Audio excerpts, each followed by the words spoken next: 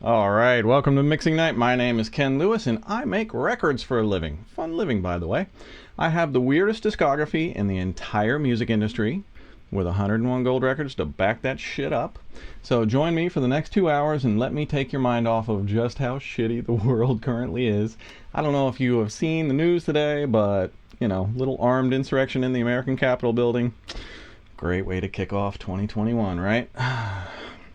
In other good news, I'm in vaccination group 1C in the state of New Jersey, so I might actually be first vaccination by the end of the month or maybe February, second vaccination to follow 4 weeks later. Oh, I am so looking forward to that. So, look, COVID is wrecking America. Mask up, get your vaccination as soon as you can. They're safe. I'm going to be getting vaccinated as soon as possible. Lori too. So hey, if this is your first Mixing Night broadcast, welcome to my live stream. Stick around, subscribe, jump on that chat roll, but with the with the awesome Mixing Night community, but keep it respectful. Don't feed the trolls over there. Happy New Year's to everybody. I've got a great show lined up for you guys tonight. Really excited about it.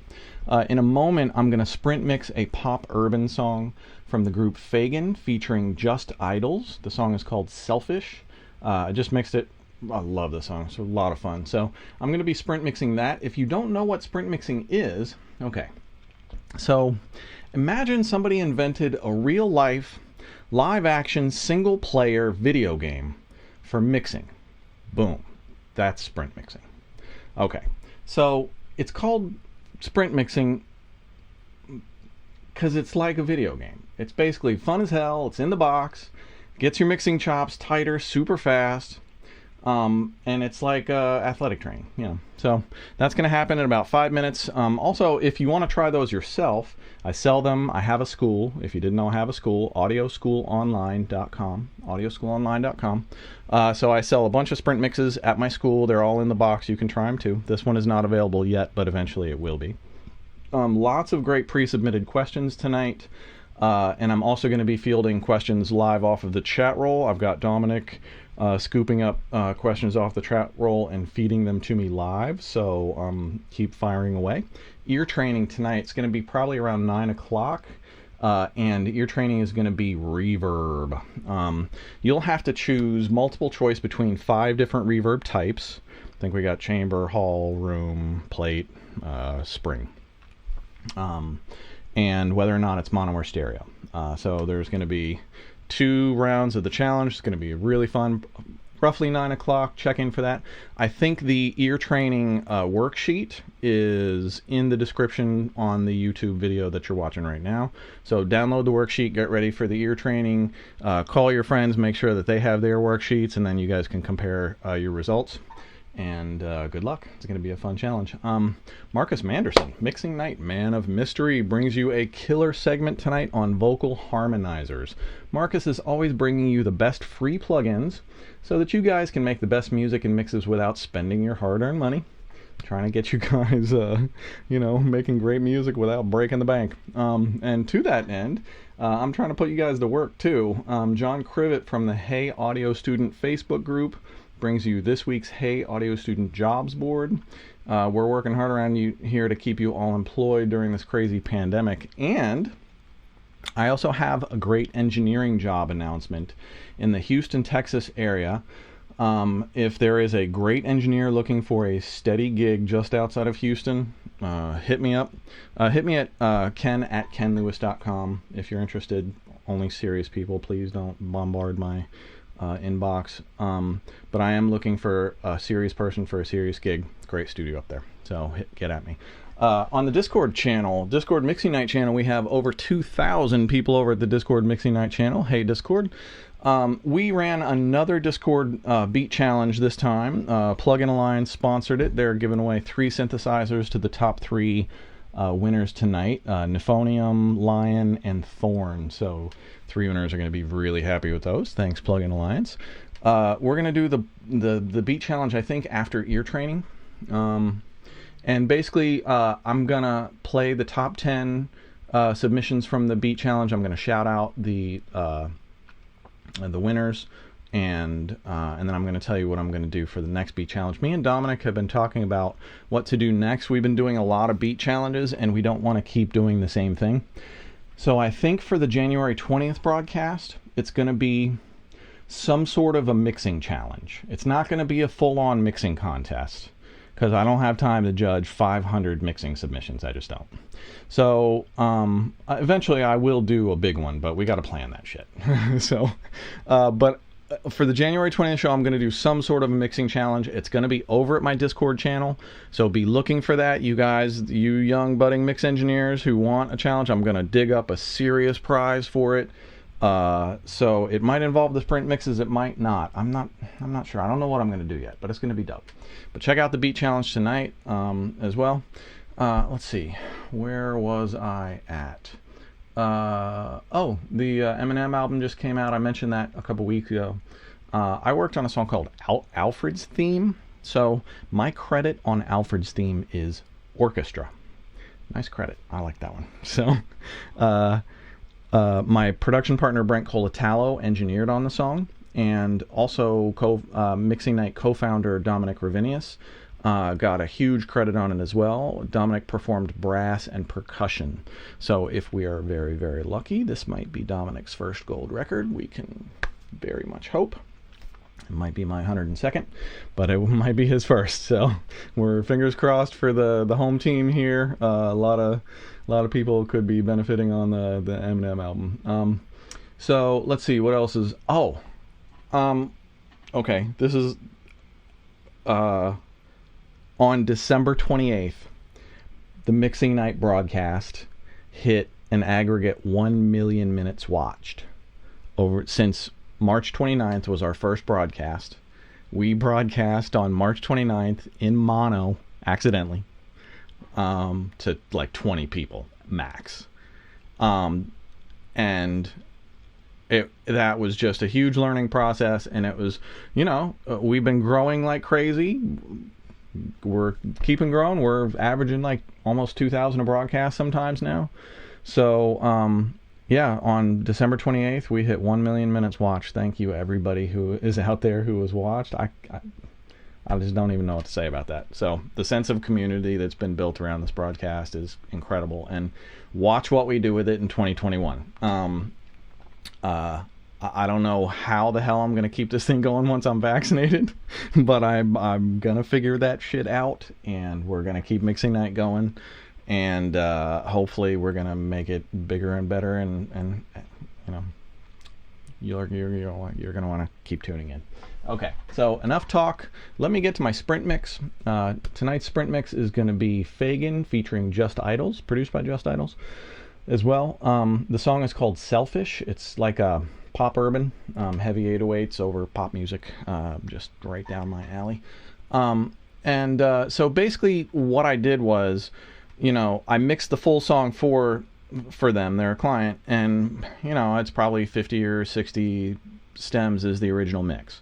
So I probably spent 6 or 8 or 10 hours on the original mix, and then I went through several rounds of revisions back and forth with my clients, made sure that they had exactly the mix that they wanted, and once they signed off and approved that, then I stemmed it out to 30 mixed stems. And some of the vocals I left some of the polish off so that I'd have a little bit more of a challenge during the sprints. So it's basically 30 mixed stems, and I have 10 minutes to make that shit sound like a record. And they're 30 mixed. The mixed stems, if you put all the faders at 0, it would sound like a record. Then I sent all those stems to Dominic, and I had him completely randomize them, so now I don't know how they go together, but they do go together somehow. So I have 20 seconds per stem to make every single decision that I have to make. And the beauty of the sprint mixes is, I'm not trying to teach you how to mix with the sprint mixes. The goal is not how fast can you mix a record. That's not the goal here. The goal here is every single time you make a decision in the studio, you're doing balances. You're taking two things and balancing them against each other and making a decision. If you're auditioning a sound for your production, if you're rough mixing, if you're balancing your vocal in a mix, anytime you're touching a fader, or bringing something into your production, you're balancing it against other music. And that's a skill that you can train yourself to get much better at, and that's what sprint mixing does. And it helps with your mixing, and it helps with every single thing else. It just trains your instincts and your gut reactions, and it just makes you trust yourself a lot more. So I'm going to see how much I trust myself today. I'm going to put 10 minutes on the clock. I'm going to stop talking about it, and I'm just going to show you how to do it. And again, this is in the box. My SSL is a dual console. It's an analog console. When this blue light is on right here, I'm in analog mode. But when I hit that and the blue light is off, I'm in digital mode, and I'm controlling the faders in Pro Tools. Let me get my sprint up here.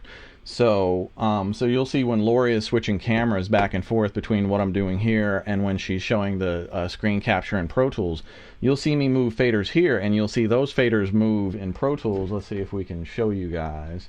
I don't know, so that's basically what's happening.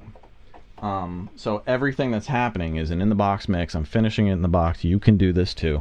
It's a ton of fun. And without further ado, oh, where's my mask? Am I going to do this without a mask? Oh no. Sweetie, bring me a mask if you got one. I might have to go the first one without a mask. I'm going to take a sip of coffee and see if she can get me one. Thank you. Oh, Sorry. That's all right. We are a high-tech broadcast around here and ready for all contingencies. And with over 3,000 a day dying of COVID, put your masks on, people. It's fucking dangerous out there. All right, 10 minutes on the clock. Let me get my disco lights going. Speaking of disco, my God. I listened to the Saturday Night Fever soundtrack this week. Whoa, what a fucking album. And I hated it back in the day. I would have never listened to that shit as a kid. Amazing, just incredible album. Okay, 10 minutes. Come on. Where is it? Boom. Here we go. Oh, no Mazikeen tonight. Mazzy got her teeth cleaned, and she's feeling really bad today. So, send Mazzy your love.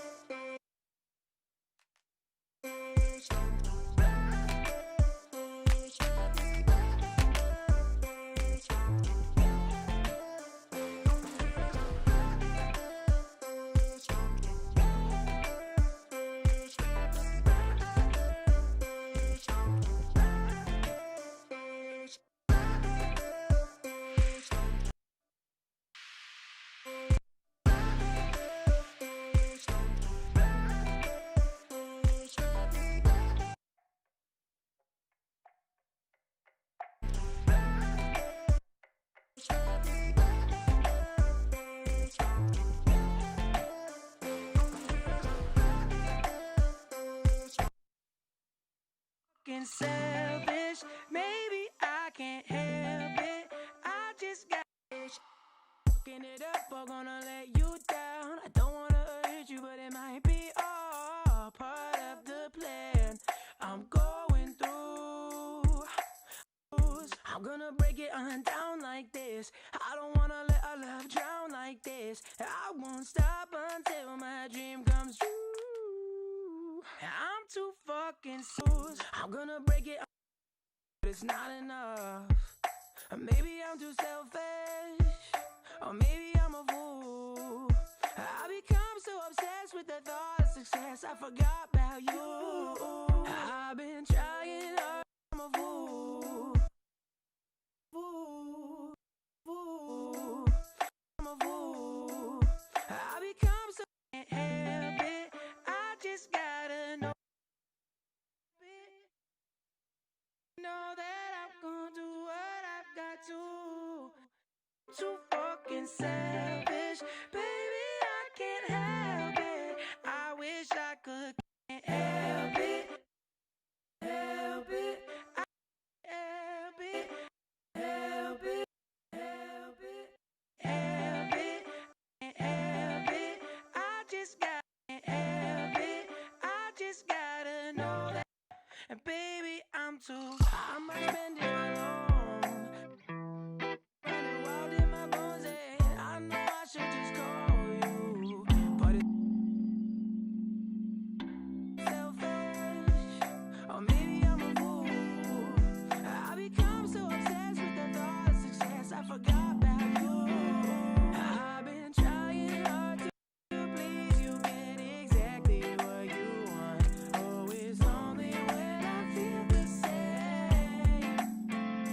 Through our brazen conversations, I've laid it all out up front. Can you blame me for acting this way? I'm too fucking sick, and baby, I'm too. I might spend it alone. Desires run deep, running wild in my bones, and I know I should just call you, but it's not enough. Selfish, or maybe I'm a fool. I become so obsessed with the thought of success. I forgot about you. I've been trying hard to please. Maybe I'm a fool. I become so obsessed with the.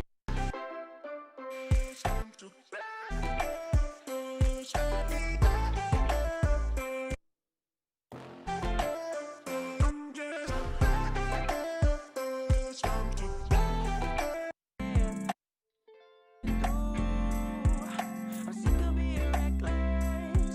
I don't want us to be through, but time is scarce and I'm prepared. I'm gonna break it on down like this. About me, let's say more. And baby, I'm too. I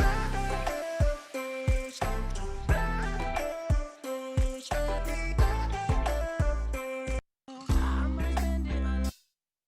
Desires run deep, running wild in my bones, and I know I should just call you, but it's not enough.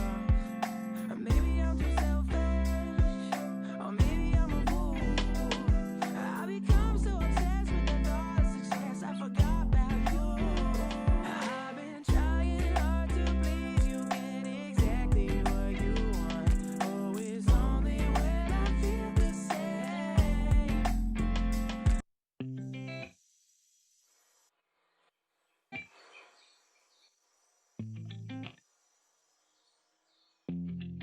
I'm too fucking.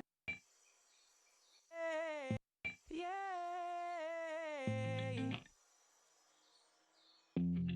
Yeah.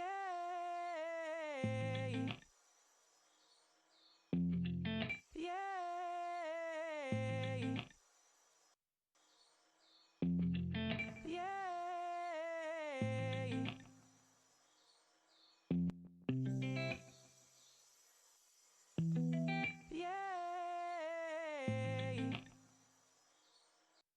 Desires run deep, running wild in my bones, and I know I should just call you, but it's not enough.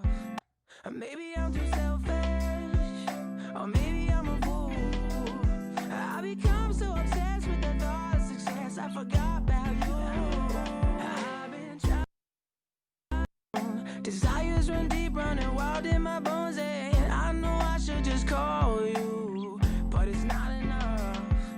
Or maybe I'm too selfish, or maybe I'm a fool.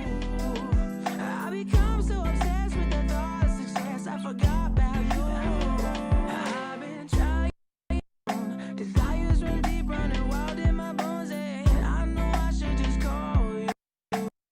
Desires run deep, running wild in my bones, and I know I should just call you.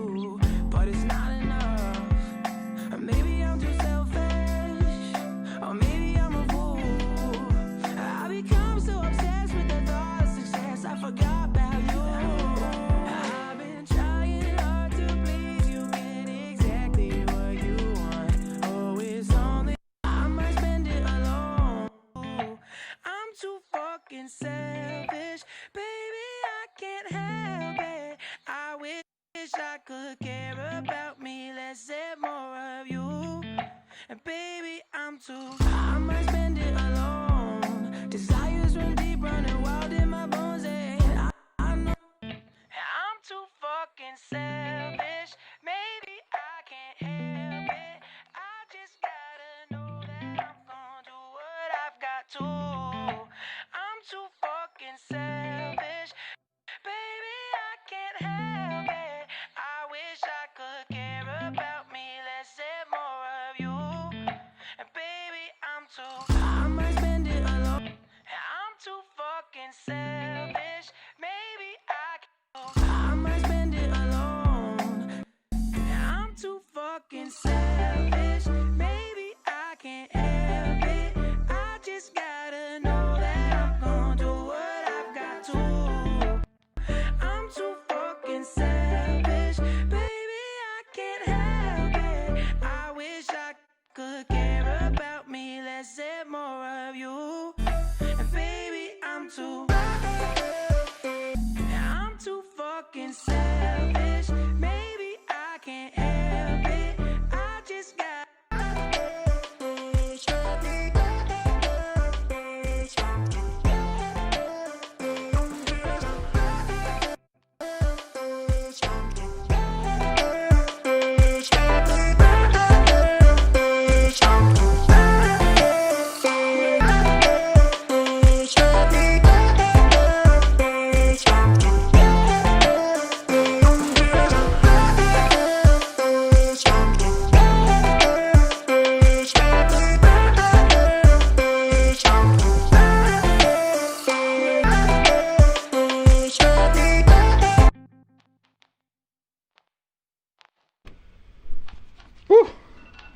All right, that's it. 10 minutes, start to finish. I think that came out all right. All right, let's get the heavy metal lights off. All right, welcome to Mixing Night. My name is Ken Lewis. Let me get my broadcast lights back on. That crackling is vinyl. So let me talk a little bit about what I did, what I was doing, and some of the strategies behind sprint mixing. If you got any questions about what I was doing on sprint mixing, jump on the chat roll and fire away. You know, one thing you notice a lot of times, well, actually, let me just play through like the first minute so that you can see I actually did do a full mix. I finished it. All of the elements are in there. They're all balanced. Everything is working. I'm sure there are things that definitely could be better, but I think everything is sounds like a record. Let's find out. I know it starts a little slow, so I'm gonna start it about right here. And yeah. That I'm gonna do what I've got to. I'm too fucking selfish. Baby, I can't help it. I wish I could care about me less and more of you. And baby, I might spend it alone. Desires run deep, running wild in my bones. And I know I should just call you, but it's not enough. Or maybe I'm too selfish. Or maybe I'm a fool. I become so obsessed with the thought of success, I forgot about you. I've been trying hard to please you, get exactly what you want. Oh, it's only this way. I'm too fucking selfish. Maybe I can't help it. Get more of you. And baby, I'm too. Okay, so let's talk about what I did. So you see I jump around a lot. You know, I do this when I'm mixing too. At some points you want to be able to absorb the whole song, but I'll start off my mix listening to the rough mix 5 or 6 times, and that gives me a picture in my head of the song. So that once I get a picture in my head of the song that I'm mixing, then I can kind of jump around to section to section to section within that song, and I always kind of know where I am in the general instrumentation and the general most important parts, you know, the general vibe and sound that I'm going for. So as I'm skipping around very quickly in the sprint mixes, I've already got a picture in my head of the finished product that I want to be going for. Same thing when I'm doing full mixes, start to finish, long form. You'll also see me doing really fast solo, listen, and unsolos. And basically what I'm doing there is I'm allowing my ear to hone in on what sound I'm soloing, and I'm cataloging all of its characteristics, and then I'm putting it right back into the mix and following it around the mix for whatever it's doing. And then I'm cataloging how those characteristics interact with the mix. So it might be, okay, snare drum, it's a little hollow, it's got this kind of weird bottom to it, not much sizzle on top, put it back in. Okay, the tambourine hits with it, hats are on top of it, there's a clap that hits off of it. Okay, So, and all of that happens in my brain in the course of a few seconds, and then that information kind of stays with me anytime I'm pouring through my mix. Those things kind of are cataloged in my brain so that I can scan my mix very quickly, see what I might be missing, listen, hear what I might be missing. Oops, sorry. And react. And react and make a move and move a fader, live with my decision, move on, react, make another decision, move on, react, and make another decision. And every now and then I step back and I assess the bigger picture, and I listen and I go, okay, all right, bigger picture, what are you telling me now? Okay, bigger picture, the hi-hats are a little bit low. Okay, boom. Okay, back to the bigger picture. Okay, bigger picture, what are you telling me now? Okay, the lead vocal's a little bit low. Interesting. Okay, the lead vocal's a little bit low. It's audible, it's sitting just about right, but now I need to focus a little bit more of my brain power on the lead vocal, because that's a crucial part and I didn't get it just right before. So, it's things like that that are kind of my brain processes as I'm quickly going through these things. And it's just a constant evaluate, move, reevaluate. Evaluate, move, reevaluate. And when you're mixing as a mixer, or when you're creating as a producer or songwriter or anything else, it's really that process much slower. It's just that slowed down. And you're just asking yourself, what does the song need? And where am I coming up short? And like the last tip I give you before I'll start pouring into Q&A is I don't think in math. Now, if you're a young mixer and you're just learning how to do it and you're coming up and you don't know all of the tools and you don't know exactly how EQs and compressors and things like that work, then of course, yes, you need to learn your tools and you need to understand what compression ratios are and how they work and frequencies and how they affect things, and you need to learn your tools, absolutely. What I'm telling you is the aspiration eventually, when you get to the point where you know your tools well, the aspiration as a mixer and as a creative is to turn your tools brain off. Stop thinking about the technical shit. Stop thinking about ratios and numbers and mathematics and other things, and start thinking about creative questions that lead you to creative answers. And what I mean by that is, so you're listening to a song and you're working on it, and the inexperienced you may say, does that kick drum need more 100 hertz? That is not a question I've asked myself in 20 years. I might listen to the same piece of music and I might go, it lacks a little bit of drive. What about this is causing it to not drive? Again, these are very quick questions that my brain processes. I'm not having these open conversations, but it's not driving very hard. Okay, why isn't it driving very hard? Is it, I'm gonna mute this crackly thing. Is it the kick drum? Okay, do I need to turn up the kick drum? Do I need to add more low end to the kick drum? Do I need to compress or even out the kick drum? Do I need to turn down the bass guitar or the 808 to make more room? Do I need to turn up the bass guitar to add more drive? Do I need to add more overall low end to the mix?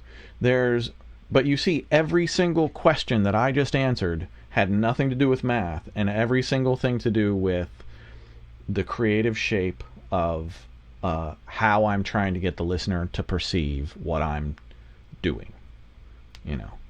So I want you to start trying to make your creative decisions with that type of a mindset, knowing that you have tools to accomplish those types of things with that creative mindset, and see how you do. Okay, let's see. Do I have any other creative sprint mixes? Let's see.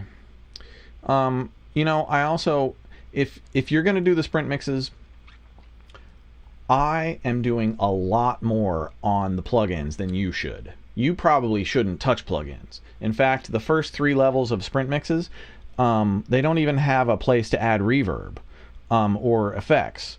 The first 3 levels are designed strictly for balances, and 4, 5, and 6 are designed mostly for balances and a little bit of extra stuff. I just do it because I'm a fucking Jedi, and I've been doing this 29 years professionally, and I'm really, really, really fast. And this is entertainment, and I'm showing you what is possible at the top levels, and hopefully giving you guys inspiration and something to strive for. And I've seen other people throw down, like young cats throw down on these Jedi mixes, and I just go like, whoa, I need to get faster. Damn, I need to make these things harder. So anyway, all right, enough sprint mixing.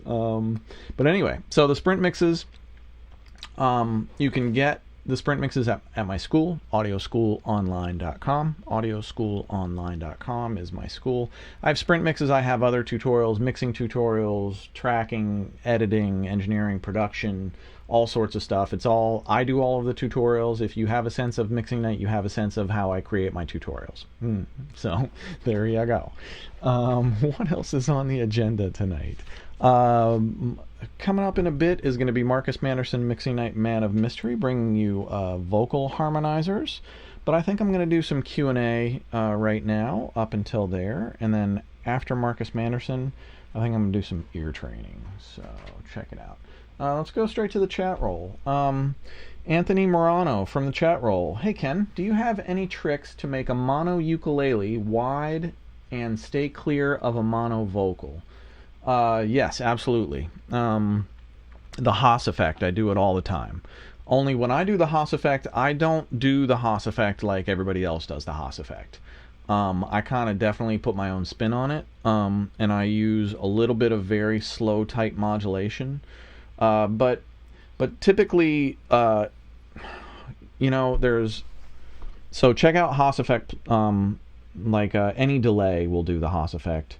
I've got a free video in my Audio School Online video section, in my free section on the Haas effect. So if you don't know what it is, I'm not going to show you right now. But just go to Audio School Online and look in the free section, and that'll show you what it is and how to do it. And then the other thing, I think Plugin Alliance makes this plugin called Stereoizer. I think it's called Stereoizer, BX Stereoizer, and it's pretty cool. You can only use it on mono sources, and you put it on a mono source, and it just kind of does that. It just widens it a little bit. It's not great at getting. The cool thing about the Haas effect is it really removes the middle, whereas the Stereoizer doesn't really remove the middle. It just kind of spreads things out a little bit. So maybe the Haas effect would be better to answer your very specific solution to your question. Okay, let me go to my submitted Q&A. Iced coffee is the best thing in the world. If you're not up on iced coffee yet, homebrewed, do-it-yourself, iced coffee is the best thing in the world. It is so much better than like brewed coffee. That's like not even the same drink. Just so you know. Okay.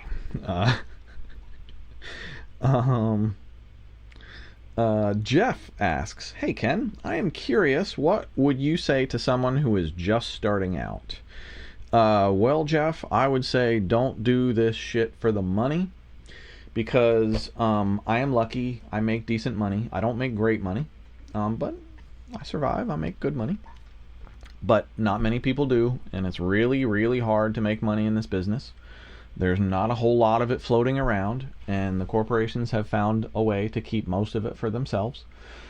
It's really, really hard to break as an artist, but do this for the love, and do this because you can't envision yourself doing anything else. I never gave myself a plan B. I never could envision myself doing a career other than music. I always thought I was going to be the broke one in the family, and my wife was going to be supporting me. And, my wife's a breadwinner too. She does well, but I'm, somehow I turned into the main breadwinner. That was unexpected. I didn't, so don't do it for the money. Expect nobody to give a shit about your music. Expect nobody to hire you. It's a thankless road. It's a thankless career for a long, long time. But if you can break through, and if you can work with the right people, and if you can find the right situations, and if you can get your talent level up to a good place, that you're happy and you're creating things that you like and other people are responding to them, man, this is an awesome, awesome, awesome career. But it usually comes with a very healthy amount of giving up most of your social life. So there's that. So if you want to be successful on a national level, anyway, I don't know, which I very much do. Okay, Master Blaster asks, "Hey Ken, could you please do a sprint mix on either a house music track or a techno track? I think it would be interesting to people who mix many other genres." So the problem with that is I haven't had one submitted to me that I think would be great for a sprint mix, although I just recently put out a cattle call on my Facebook page I was looking for new songs to sprint mix. So I found a bunch. I'm not really looking for any more, but if there's one or two more out there that are absolute fire smash singles that somebody wants me to sprint mix live, I might still listen. But you always got to keep your ear to the ground. But where was I? And I think one new thing that I took is like a EDM remix type of thing. So there might be something in there coming up. I don't know. But man, the selection of new songs that I have, holy shit. Wow. I have some absolute killers. And a bunch of them are going to be sprints. A bunch of them are eventually going to be something for Audio School Online or Mixing Night. I don't really know. But it's going to be a lot of my 2021 music. So I'm really excited about that. And thank you to all the artists that submitted songs and the ones that I'm bartering with. Just, whew, man, so much talent out there. Okay, Pete asks, "Hey Ken, who was your favorite artist to work with, and what was the most rewarding project you worked on?" I think I always kind of look at David Byrne. For those who don't know who David Byrne is, you might know who the Talking Heads are. The Talking Heads are this group from the 80s and the 70s.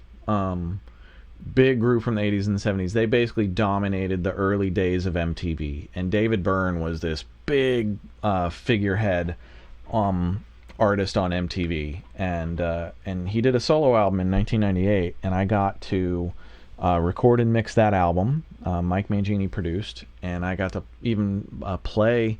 I think I played bass and keys on a couple songs on it too. How fucking random is that? So, but he was just the coolest guy to work with. I had just the best time. And I distinctly remember, like, the first day that we were working, the whole band was there, and I had the whole live room set up with full drum kit, and I mean, we had 24 microphones set up, full, like, gobos and bands and everything. So after everything was set up and sound checked, the band came into the control room, and David was there, and somebody grabbed a menu, and David grabbed the menu, and he handed it to the guitar player, and then David grabbed the I don't know, notepad. And he took down the guitar player's lunch order. It was like noon.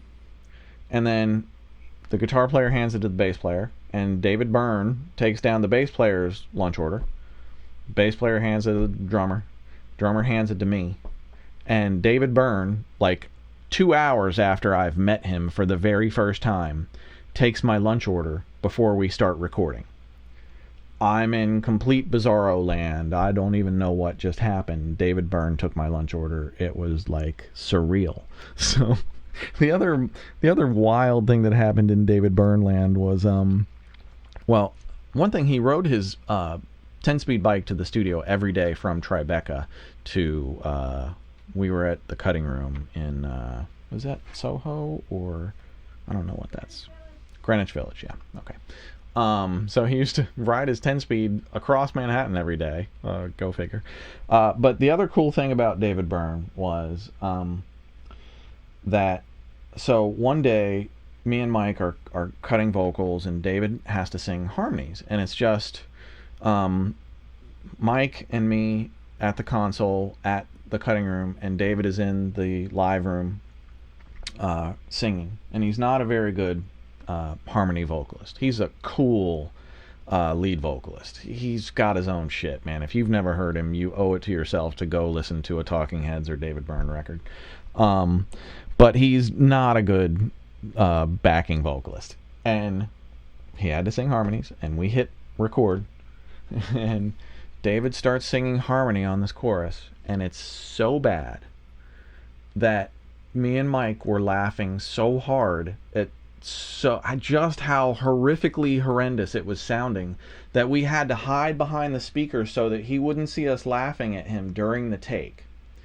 And then I was so afraid that I couldn't stop myself from laughing when the take was over.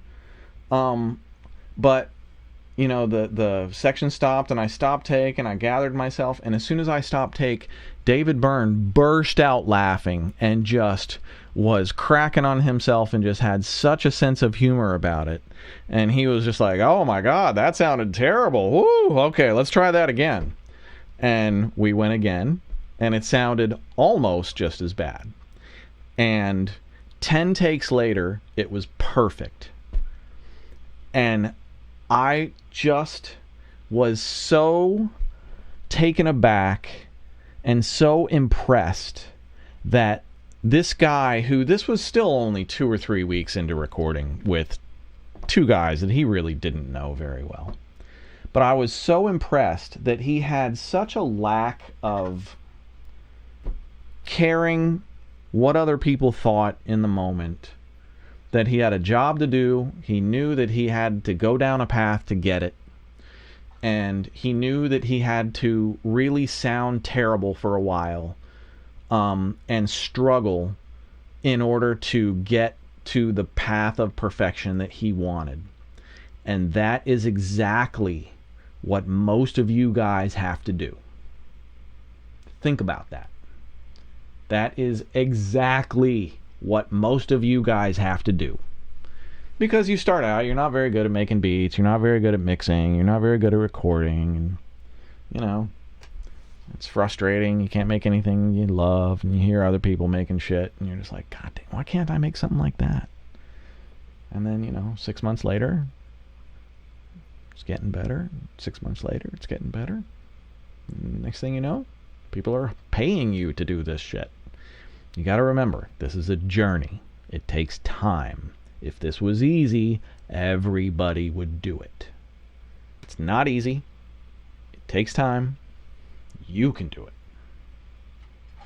I'm doing it. You can too. Okay. Next question. Sorry to crunch ice in your ears, but I'm crunching ice in your ears. Okay. Braulio asks, hey Ken, can I sound really professional if I do everything from zero in my home studio? Probably not.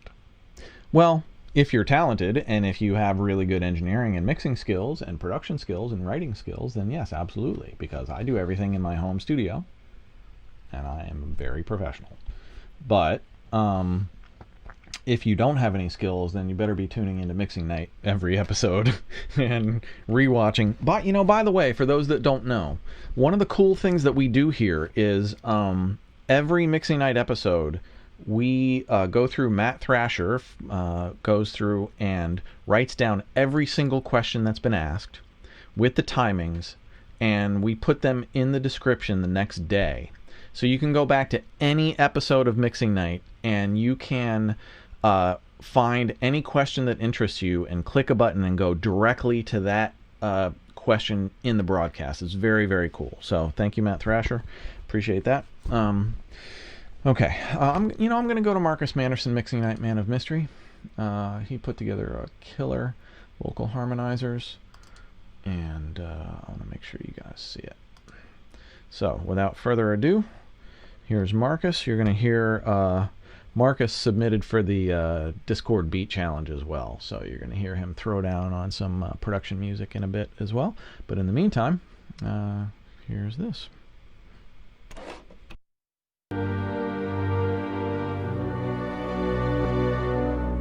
What's good? This is Marcus the Fingers Manderson, aka Mixing Night Man of Mystery, back with another Mixing Night Man of Mystery moment. In this episode, we're going to talk all about vocal harmonies. So not vocal auto-tuning, but vocal harmonization. So plugins you can use to harmonize your vocals. It'll basically take a vocal you have and split it into different frequencies that you can harmonize that main vocal with. There are a number of paid plugins, and then I will share one free plugin with you all. So let's get right into it. We'll start with iZotope Vocal Synth 2. Here you go. Vocal Synth 2 is a way where you can harmonize your vocals. You can look here at some of the features. Go to iZotope.com to look more into that. You can look at the price, look at the overview of the features. Also see if there's a trial version. I believe there's a trial version. I don't know how long that lasts. But Vocal Synth 2 by iZotope is one option. Next is Sonivox Vocalizer Pro, currently at version 1.3. It was $200, now it's on sale for $50. There also is a trial version you can check out. They have a lot of presets there. You can scroll here on sonivoxmi.com and look more into that Vocalizer Pro, see what features they offer there. And then next we have Antares Harmony Engine. Antares Tech we all know from AutoTune fame, but they also have a Harmony Engine that is an automatic vocal harmony generator. You can get that for $250. You can also have a trial period of that. I believe there may be some other options. They do have a subscription where you can have access to all of their plugins for $25 a month, but definitely look into that if you are interested. That Harmony Engine Evo, I believe is what it's called. Next, we have two plugins by Eventide. One is Octavox, which obviously will take your vocal and split it up into 8 harmonies. The other is Quadravox, which will take your vocal and split it up into 4 harmonies. So obviously there should be different prices there. I believe you can request a demo or a trial for both of those. But if you think you'll need more than 4 harmonies, then maybe you can go for the Octavox one. You can see some of the UI there, some of the scales and notes and things you can do with that. Or you can go with the Quadravox and just use the 4 harmony levels. But I believe you can reach out to Eventide to discuss getting a trial or request a demo of any of those plugins. Next, we have Ovox or Ovox by Waves. Ovox Vocal Resynthesis, currently $70. Normally it's $150. On sale for actually $68.99. You can read more about that here. And they can do vocoder, talkbox effects, harmonization, things like that by Waves. And then we also have M Harmonizer MB by Melda Production, currently at $58. Another harmonization, you can see the UI here. You can read more about that on meldaproduction.com. This is not part of their free bundle, so you do have to pay $58, but you can do a trial. You can do that try for free to try it out for a couple days. And then finally, the free one, the only free one that I will share today is Pitch Proof Harmonizer Pitch Shifter. This red UI here by Aegean Music. It is a free pitch shifting, pitch harmonization plugin. So definitely check that out. It's a minimal UI. You can choose your key, choose the pitch, the blending, the detuning, and you can apply that to your audio signals. You can do harmonies the 2nd, 3rd, 4th, 5th, 6th, 7th, obviously. You can read more about that at aegeanmusic.com. Aegean, someone help me say that. aegeanmusic.com. That's the only free one I'm going to share with you. There is another free one that only Windows only. I believe it's called Duet by Martin Eastwood if you want to look that up. But it's only for Windows devices. This pitch proof is for both Mac and Windows. So if you want to look up the Duet by Martin Eastwood for your Windows device users, definitely look that one up. But pitch proof is platform agnostic. You can use it on both Macs and PCs. That's all I have for you today. Again, these are plugins you can use for vocal harmonization. Thank you for checking this out, and I will see y'all on the next Mixing Night Man of Mystery moment. Be safe and be well. All right, peace. All right. Thank you, Marcus Manderson. Always bringing the heat. Okay. We got the John Crivet Jobs board coming up in a little bit after the beat challenge, so stay tuned for that if you're looking for some work. And I am looking for an engineer to run a studio in the North Houston area, so get at me if you are that guy or girl. Let's see. What else is going on the broadcast? Let me get back to a little bit of Q&A.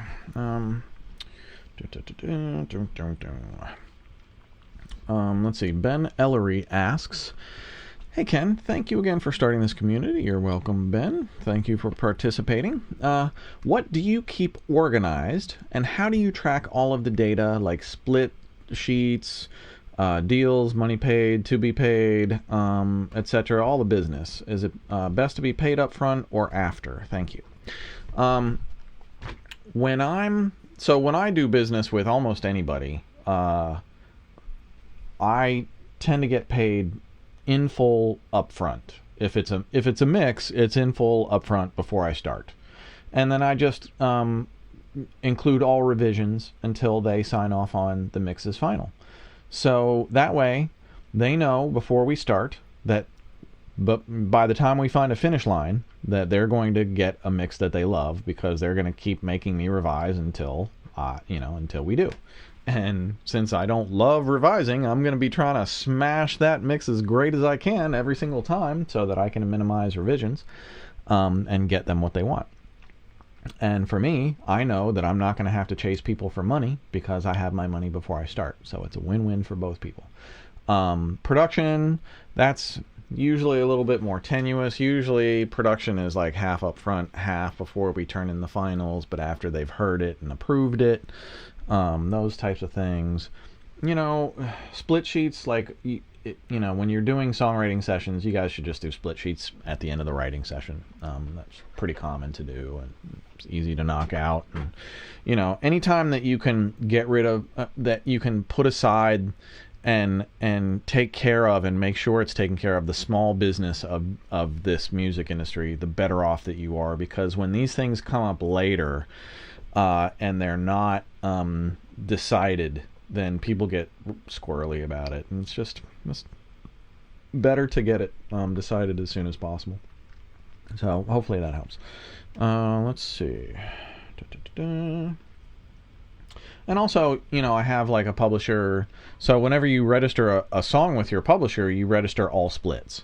So I could go on to my my Cobalt account or my BMI account anytime that I wanted, and I could do, and I can just pull up the splits for any song that I have a songwriting cut on, and I can see who all of the other writers are and what their percentage is on that. And I'm pretty sure I could do that on either my BMI or my Cobalt account.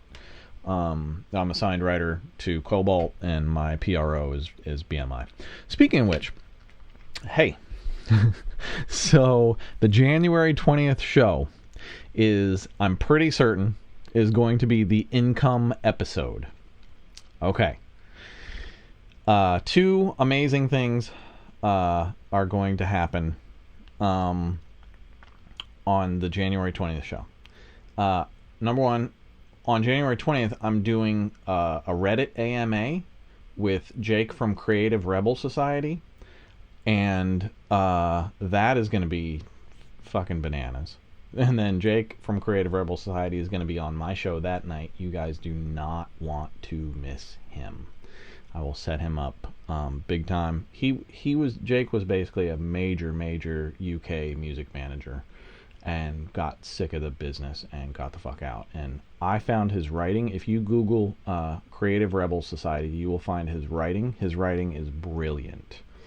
and it is especially for artists. So if you're a musical artist and you want to read somebody who really understands and can help guide you as an artist, check out the Creative Rebel Society blog.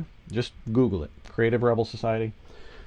This guy's insights are absolutely second to none. He's going to be on my show as a guest on January 20th. I'm going to be on his Reddit AMA on his new, I think it's Artist Development. Our Artist Development is his Reddit thread. And also on the 20th, there was something else going on. I think we're going to do some sort of mixing contest. I'm not sure what kind of mixing contest yet, but it's not going to be a beat challenge.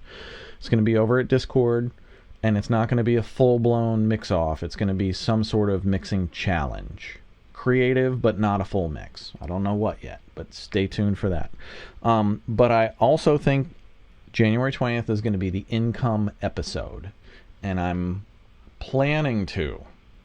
I don't know if my time is going to allot for this, because this is a lot of fucking work. I'm planning to map out all of the different income streams for artists and producers and engineers and break them down during the show. So you guys know where your money possibly can be, where you can find it, where you're missing, where you didn't even know there was money to be made. Look, I've been making major label records 29 years, and there were income streams that I didn't even know existed until like 4, 5, 6 years ago. Had no idea. And that's me. So, show up on the 20th, and I am going to show you the money. So, January 20th, the income episode. Show up. And I'll show you how to get paid. So, that's going to be a great one. But definitely check out the Creative Rebel Society blog. Jake's writing is really just fantastic. Okay, what's next? So it's 9 o'clock. We could do ear training at 9 o'clock. I think we should. Okay. Ear training it is. You know, before ear training, has anybody seen my new website? Lori designed it, and I wanted to show it off. So I don't know if Lori's showing it to you right now or not, but it's real simple. It's just a one-pager that guides you to either Mixing Night or to my credits page. But I finally acquired the URL kenlewis.com. I've never had it before. Somebody finally put it up for sale and I grabbed it. So that's going to be my main funnel now, kenlewis.com. So there you go. Okay, ear training. That's where we're at, Ken. Ear training. All right, here we go. 1 minute early. Okay, so don't show the screen, sweetie. I got to download that the ear training stuff. I thought I grabbed it. You know, there's a lot going on this show. You guys don't even know.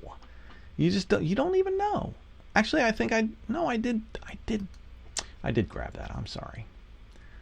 But seriously, you just don't even know. There are so many fucking moving parts to this show. Oh, but it's a lot of fun. We have such a blast. Okay.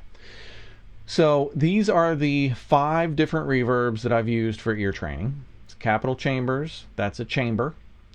A chamber is a real room, like a cement room.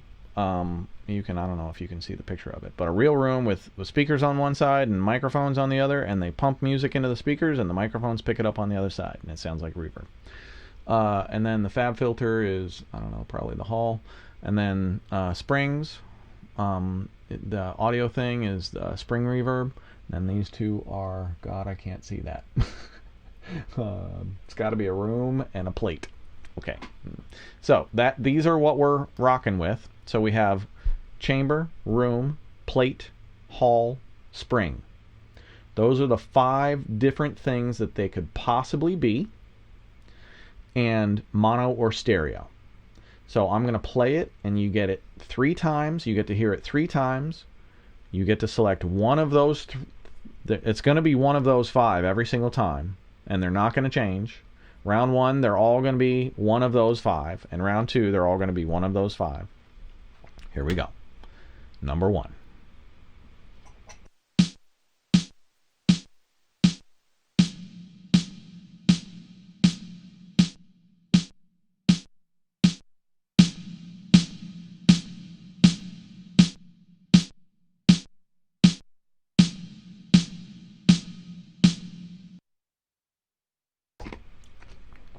Number 2. You getting the gist of the challenge right now?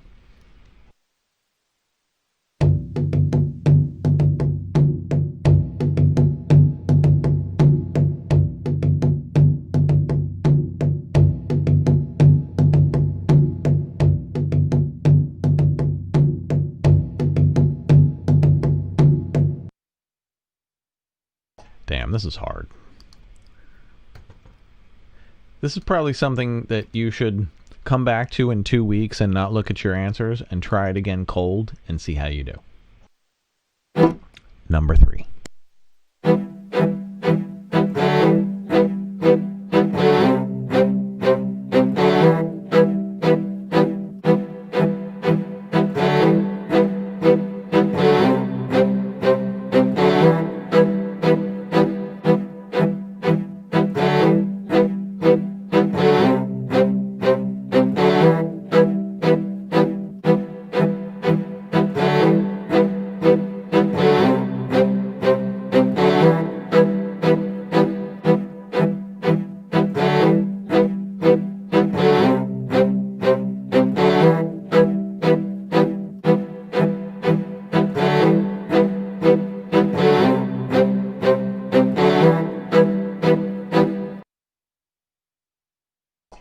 Number 4.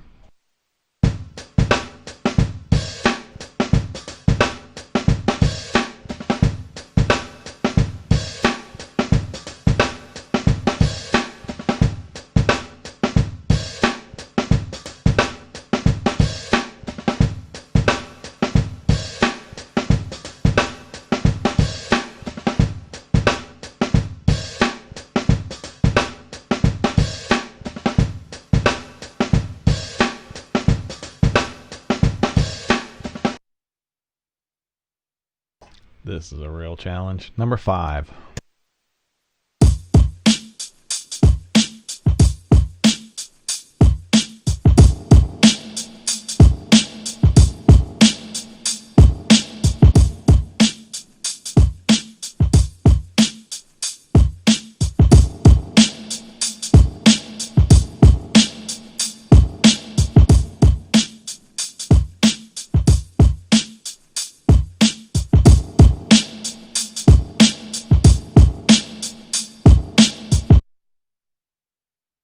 Number 6.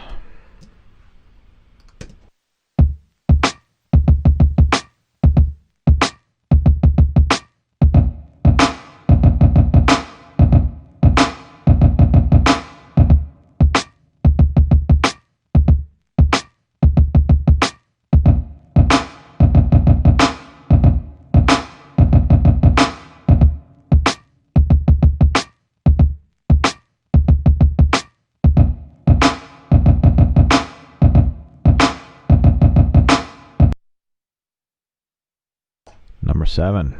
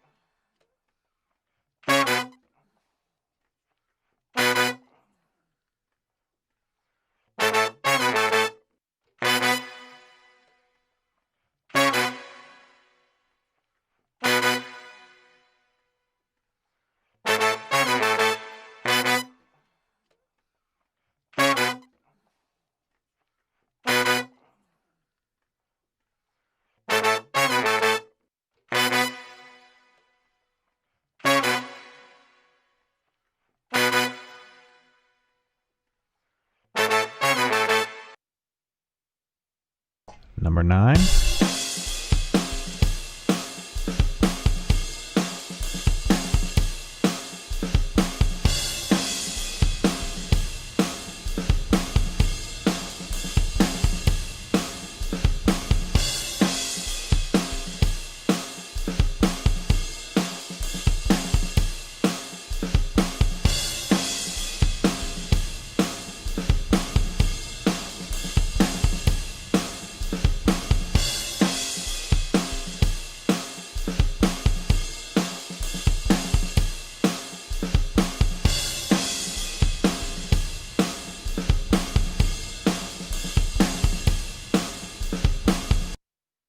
And last one for round 1, number 10.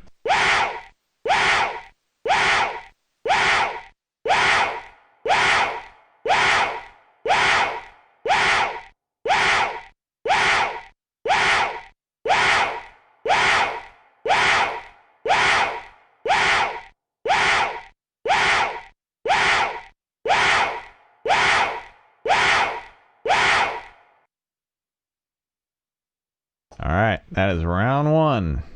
Done and done. And let's start round 2. We got number 1 on round 2. So these are going to be longer reverbs. So all 5 of those, I think, are the same exact reverbs, just longer decay times.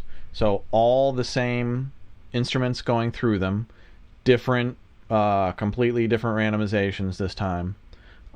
And different settings on those plugins for different decay times and different mono and stereo. So we're still looking for one of 5. Is it a chamber? Is it a room, plate, hall, or a spring? And is it mono or stereo? So those are the 2 parameters. All right, number 1, round 2.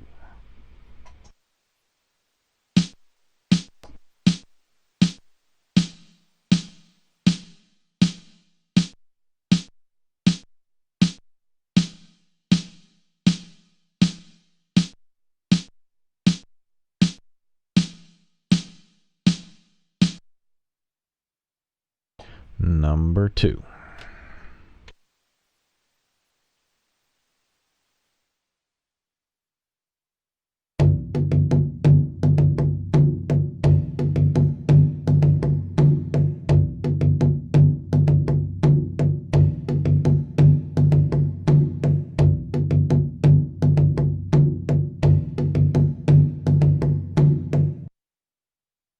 I'm not sure I would get all of these. I would get that one. Number 3.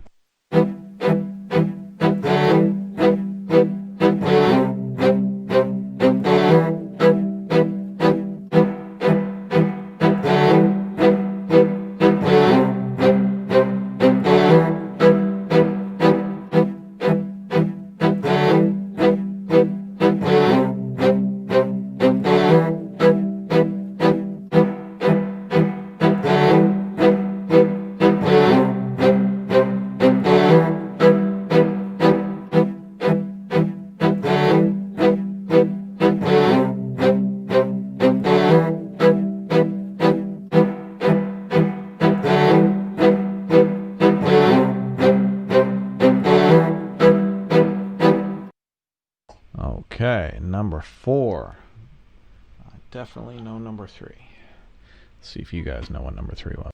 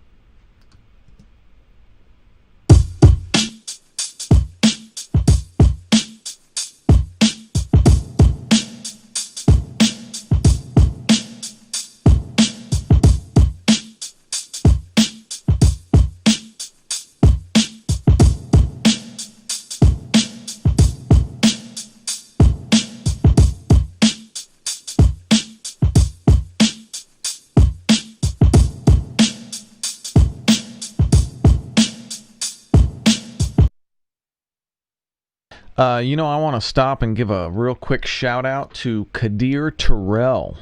Kadir is out there. He is 6 years old. He is watching with his family right now, and they are probably throwing down on some ear training challenges right now. I know Kadir is interested in playing the keyboard, so you guys better watch out for him. In 10 years, he's probably going to be making hit records, and we're all probably going to be listening to him. So, Kadir, thanks for tuning in, and good luck. I hope you beat your family at ear training tonight. Let us know how you did. So everybody say hello to Kadir. All right, number 6 on round 2, number 6.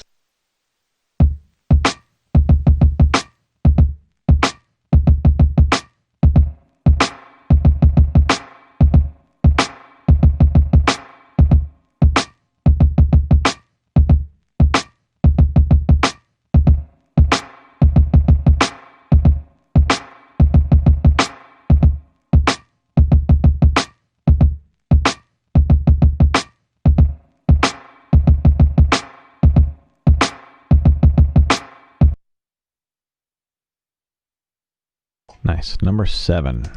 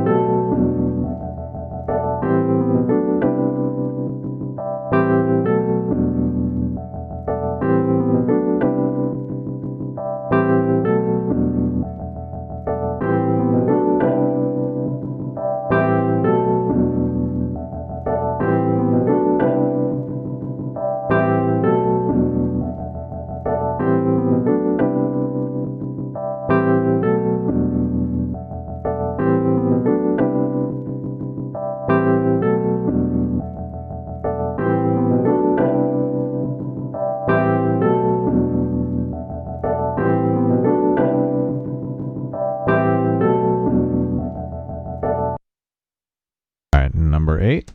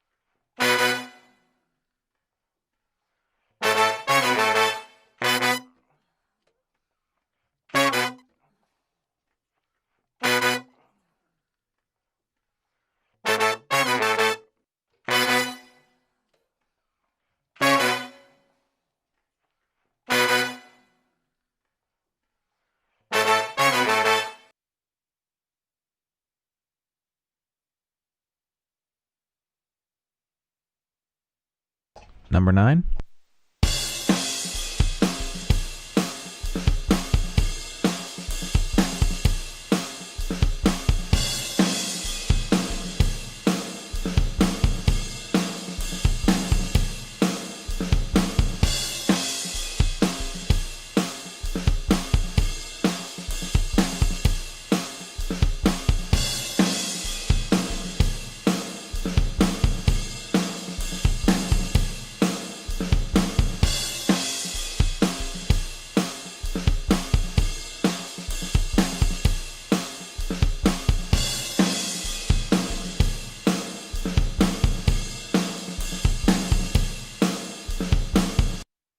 Number 10, round 2.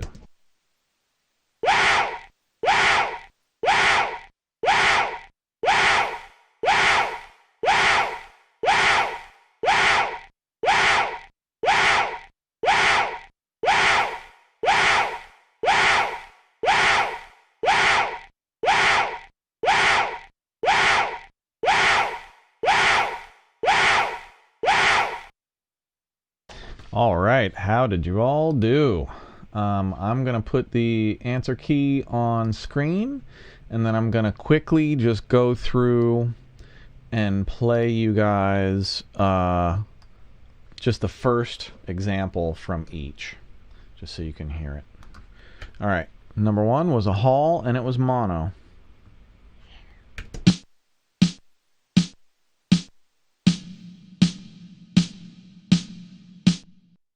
Nice. Number 2, spring, stereo.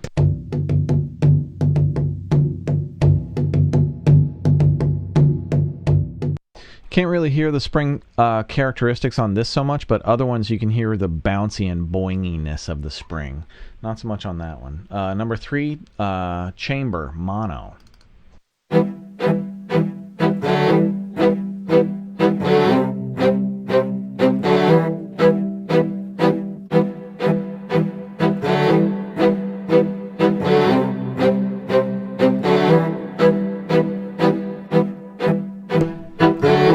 Do you hear how you can kind of hear the impact off the back wall with the chamber? It's almost kind of like you can hear the density of what you're feeding into it returning to you, more so than a plate. Well, a plate you can kind of hear, especially the high frequency, carry away from you. Halls tend to disperse a little bit so that you can hear it carry away, but it doesn't sound like what it is as it's carrying away. It kind of sounds dispersed. And listen to the chamber again.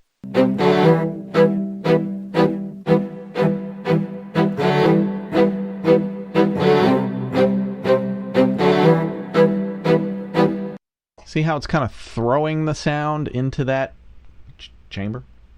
That's what it's doing. Okay, number 4 is plate stereo.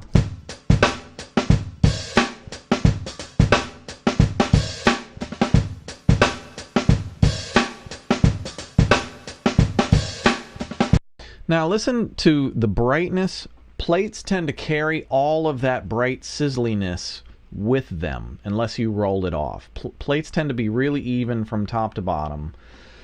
And so listen to the hi-hats and then listen to the crack of that snare and how it carries. You can tell that that's a snare carrying with that crack as it goes. That's one of the kind of identifying characteristics of knowing that you have a plate, is hearing that carry sounds like what it's carrying, and it's kind of cohesive as it goes away from you. Listen again.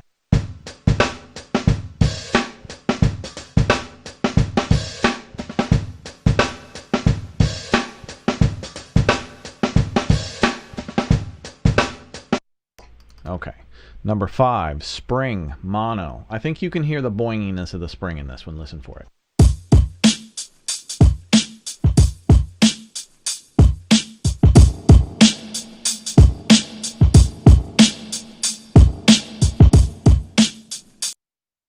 Yep. Number 6, room, mono.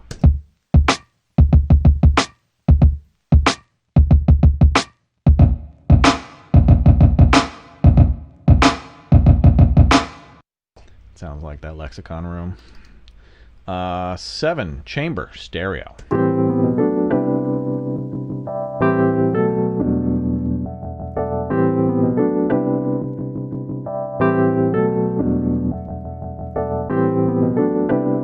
You can also feel how wide the chamber is. You really get a sense of a stereo width out of it that's really coherent stereo width. Number 8 is a plate. You'll hear these horns really carry, and especially in the top and mid.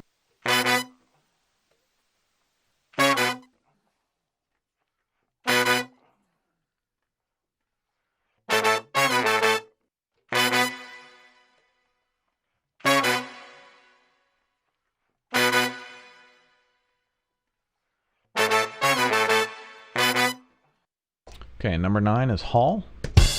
Hall stereo.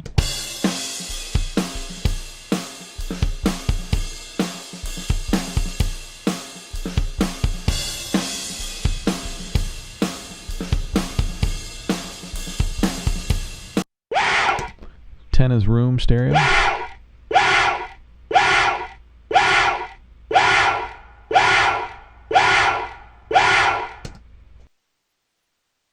Yeah, room stereo. All right, round 2, plate, mono.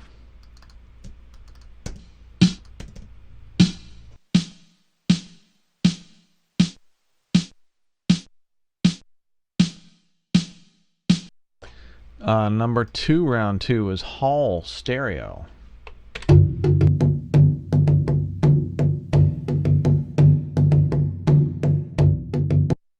Number 3 is spring mono. Listen to it bounce and boing.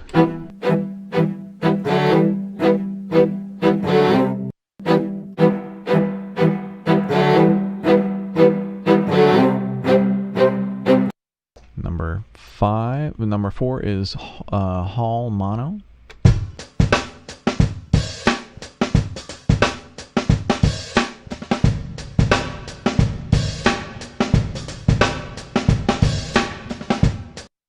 Hear how that snare is just really dispersed and kind of, it's really sweet as it carries, but it doesn't sound like a snare as it carries. It just sounds like reverb.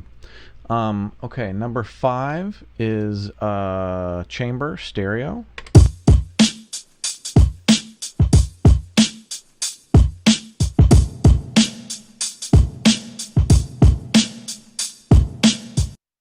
Number 6 is stereo room. Mono room. Sorry, number 6 is spring stereo. 6 is spring stereo.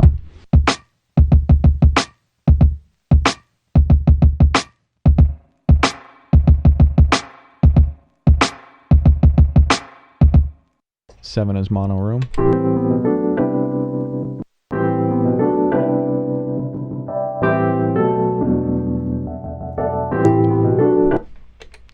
Eight is stereo room.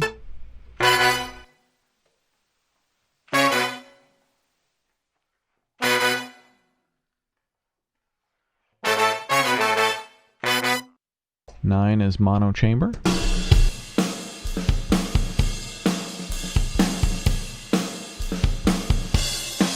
And 10 is a stereo plate.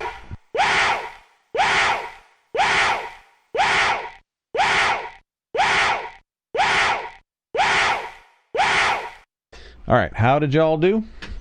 Put up your stuff on the chat roll. Hey, Unknown asks from the chat roll, what did you listen for to define mono or stereo reverb? What instances might you use mono reverb for? A lot of times if I'm trying to stack presence on a lead vocal, sometimes I will add a mono reverb on a lead vocal, and then I'll surround it with stereo reverbs. And sometimes it'll just give me, or sometimes I'll add kind of a dark mono delay, either an 8th note or a 16th note. If you listen to the sprint mix that I did at the beginning of the show, I did exactly that. I added a 16th note dark. I think I had it filtered down below 1.5K. And it was just quick repeats. It was a 16th note slapping delay. And I used that on the lead vocal and maybe, I don't know, a couple instruments, I'm not really sure. And yeah,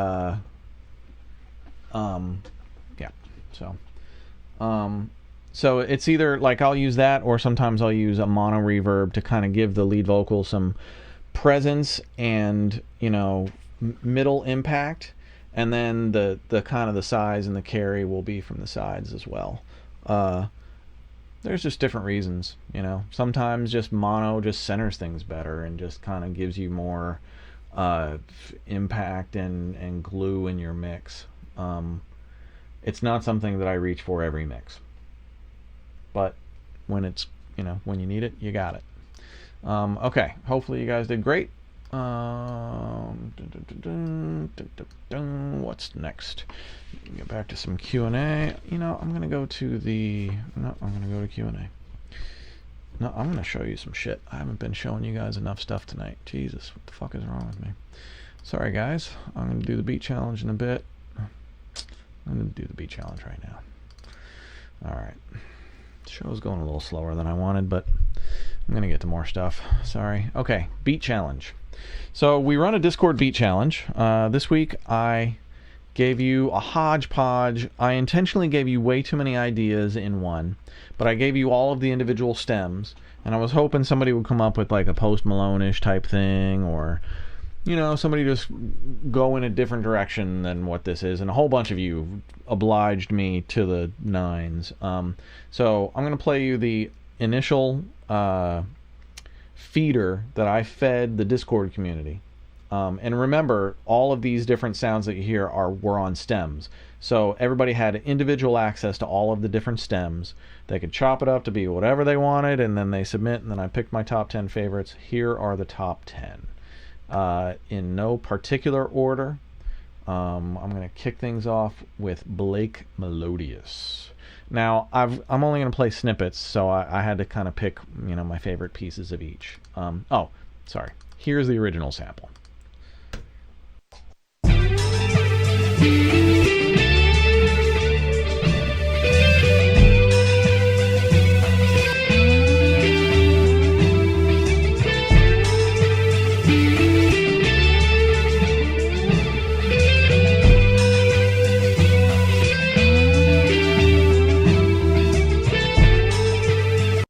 Yeah, it's kind of a mess. Like, I created these things that I called moods that were like 2 or 3 of the stems muted, and it makes a whole lot more sense musically. And I created like 4 of those different things to kind of give people different ideas. Here's Blake Melodious with the first.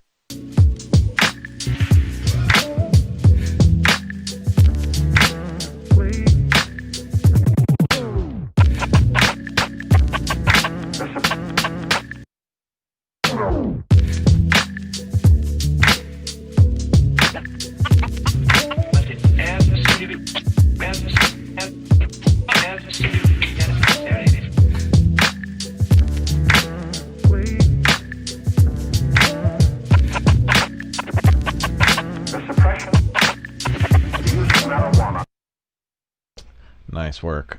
Jason Lee.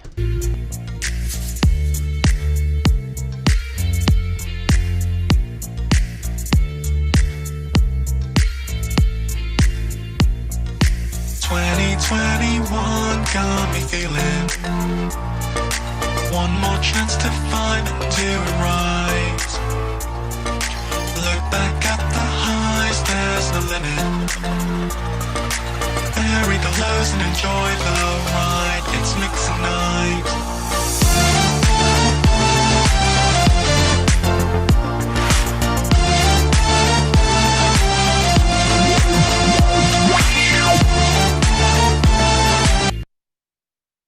Great work, man.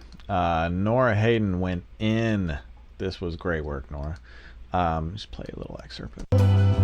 Never alone, don't need no one to hold.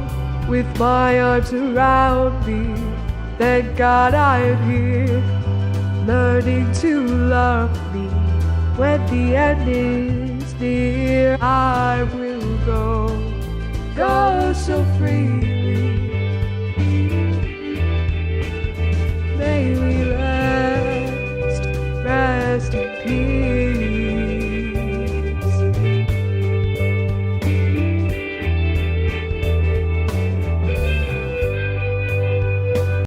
So nice, Nora. Angela P. Lewis.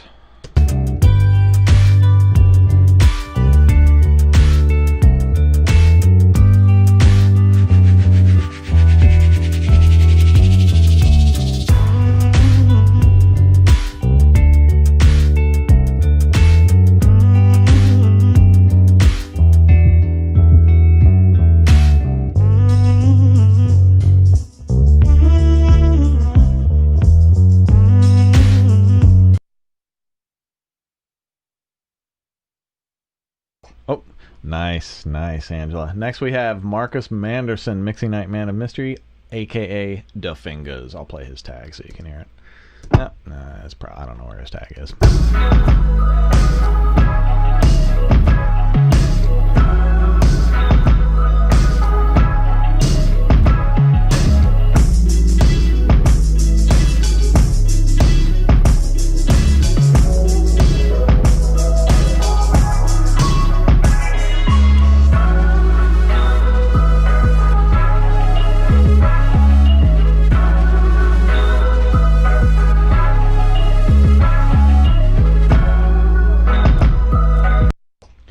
Next up, co-founder of Mixing Night, Dominic Ravinius, threw down on some old school hip hop.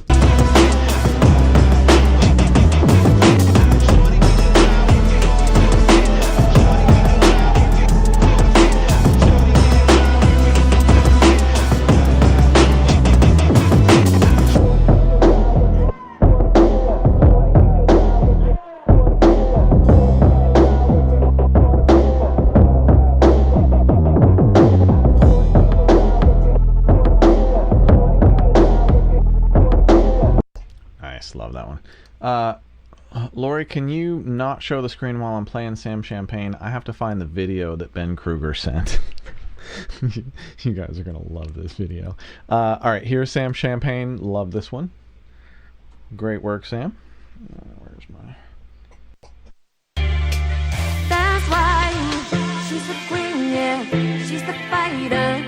If she won, yeah, she gon' get it fighter. Such an angel.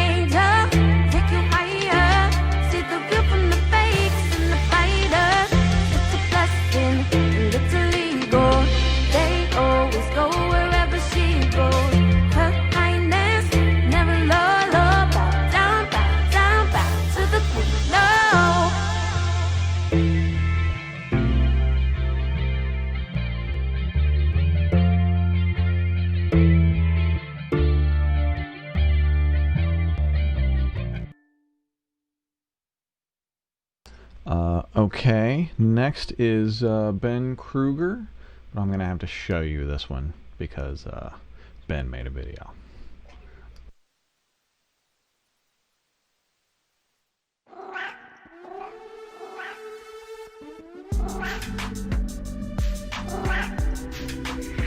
Put the catnip on the floor.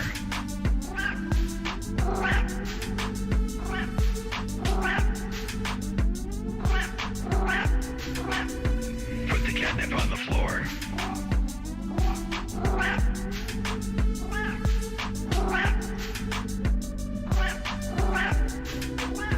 Now walk out the door.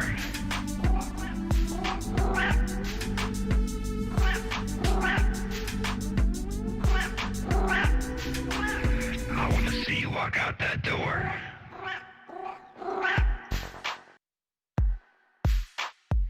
Leave the catnip. Walk out the door. You know, we're probably going to get a copyright claim for that. That's going to be hilarious. Thank you for that, Ben Kruger. Oh, nothing like cats. The best part of that was that 49 people have watched that. I love that so much.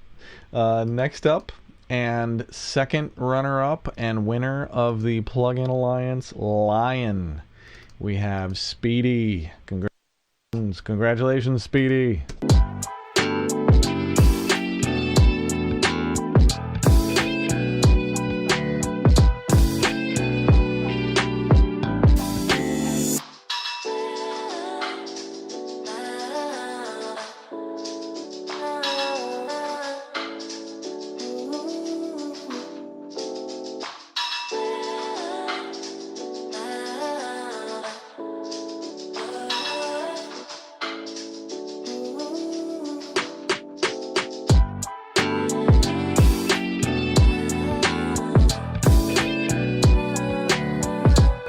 Man, that feels so good. That feels just so good.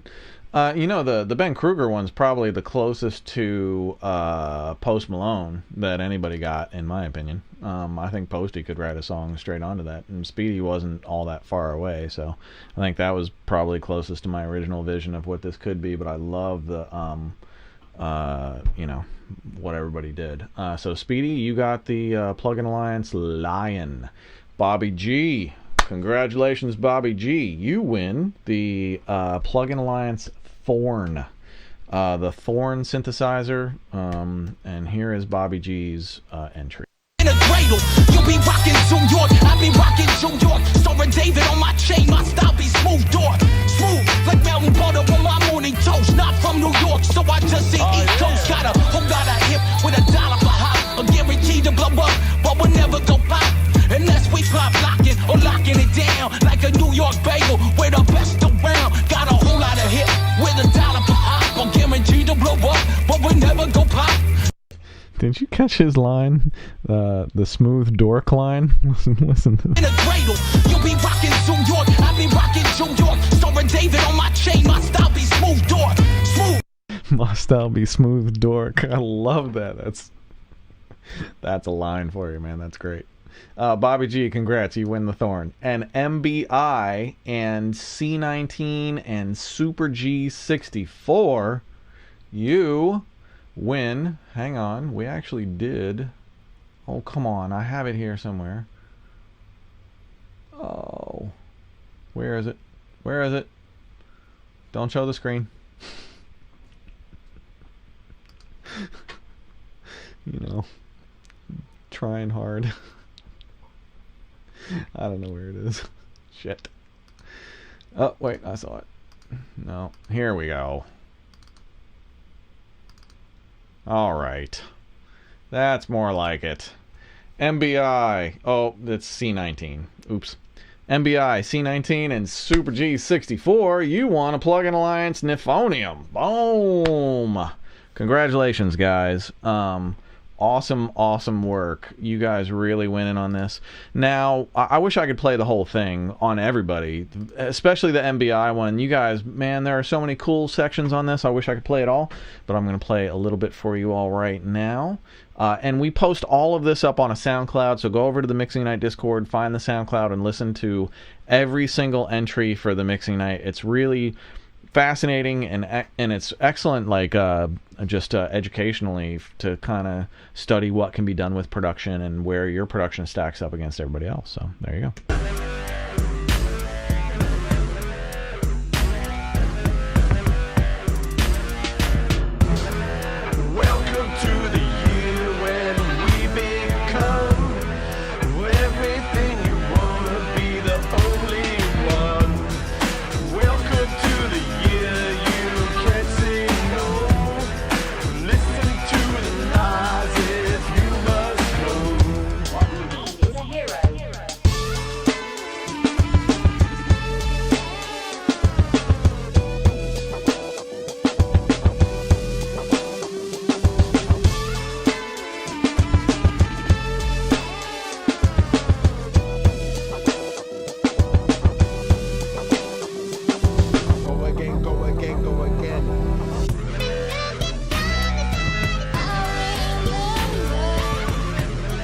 Yeah, they went in. I mean, it just keeps going. The beginning's totally they went in. So you guys win the Plugin Alliance Nifonium.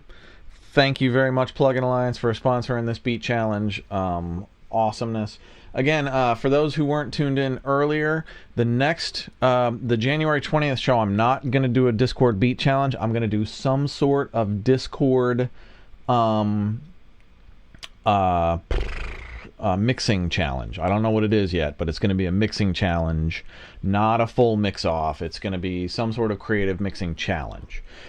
So if you want a mixing challenge, head on over to Mixing Night Discord and check it out. I'll have it posted hopefully before the weekend, maybe by tomorrow. I don't know. I was hoping by today, but you know, Mazzy got her teeth cleaned today. Mazzy's our dog. If you haven't seen the Mazzy cam, there's no Mazzy cam today because Mazzy got her teeth cleaned and she's in rough shape. So she's in rough shape.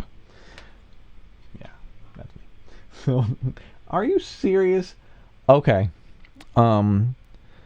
Apparently, rumor has it that that was all MBI. That those are his alter egos. That he created all that shit. MBI, you're a talented motherfucker. God. So that's all him. Congratulations. We'll reach out to you tomorrow and make sure that you get your prizes. Right now, I'm going to pull up Skrizzly Adams 28, and I'm going to show you a bunch of cool things that people asked me about. The first one being...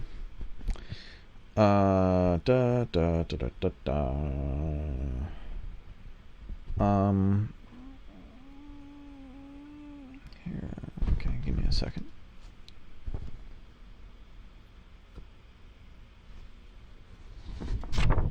Here it is. Okay. Kev J asks, "Hey Ken, how do you pan left and right on a certain section of an audio clip like an ad-lib.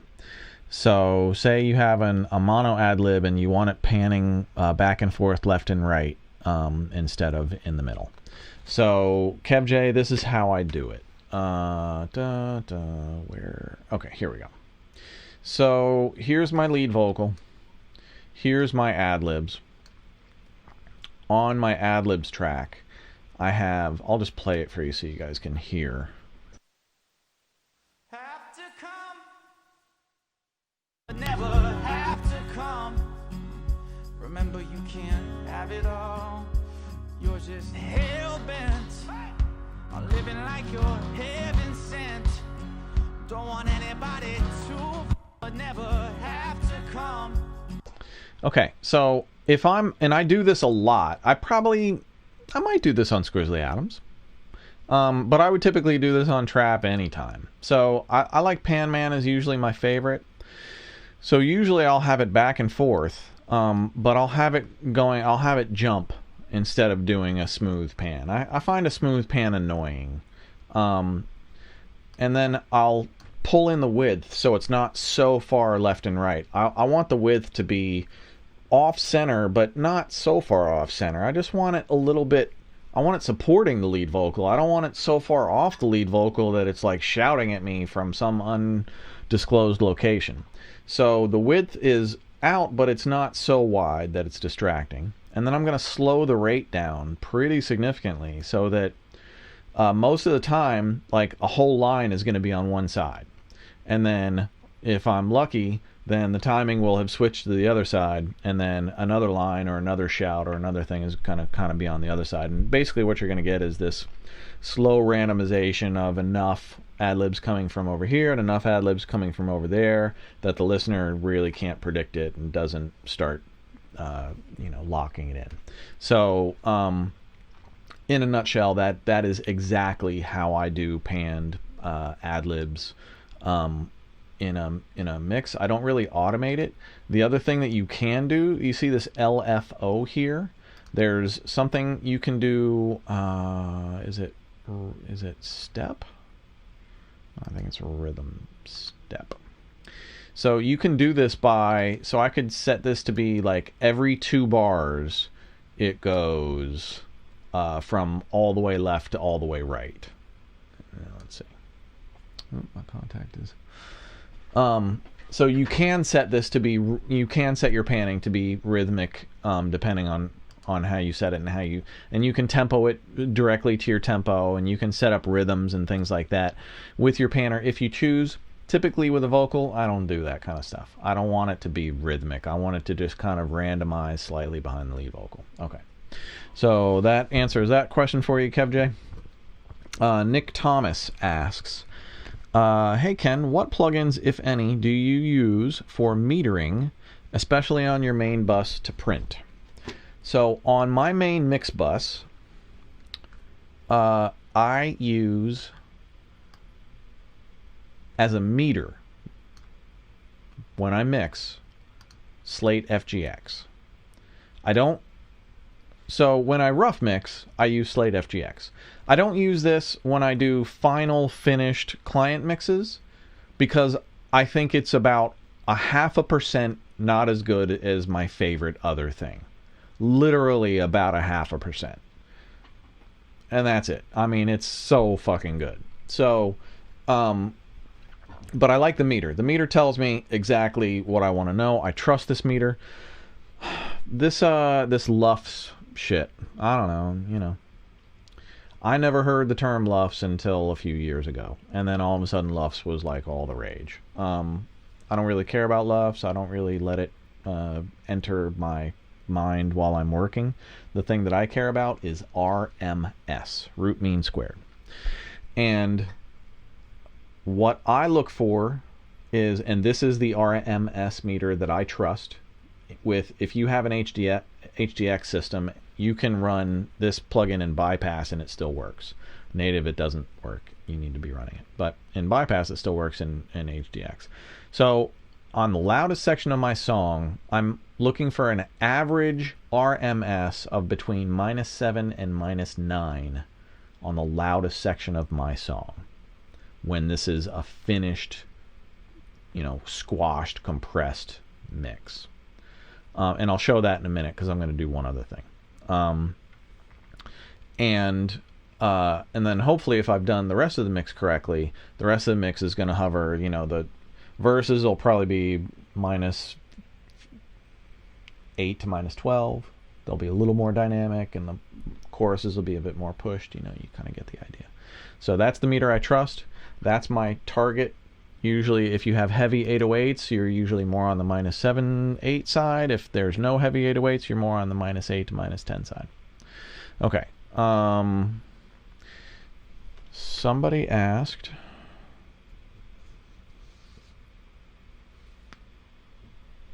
here we go.